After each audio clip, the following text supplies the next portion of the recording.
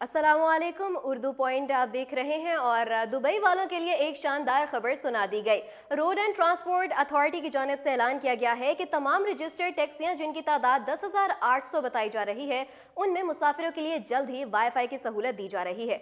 इस हवाले से रोड अथॉरिटी का टेलीकॉम कंपनी DU के साथ मुआहिदा भी तय पाया है, जो अन करीब टैक्सियों में अपनी डिवाइसेस इंस्टॉल कर देगी। ये मुआहिदा G-Tex टेक्नोलॉजी वीक के दौरान तय पाया।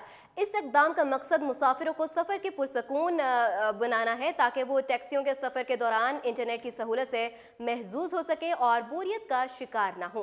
अथॉरिटी और DU की जानिब से इस समझौते के दौरान इस अज़्म का आदा भी किया गया है कि वो दुबई को दुनिया के स्मार्ट तरीन और मसरूर तरीन शहर बनाने के मिशन पर कोशां हैं। दुबई की तमाम टैक्सियों में 1 साल के अंदर अंदर वाईफाई टेक्नोलॉजी इंस्टॉल कर दी जाएगी। इस सिलसिले में 6 फ्रेंचाइज कंपनियों में ये जिम्मेदारी सौंप दी गई। उर्दू पॉइंट से अब तक के लिए इतना ही।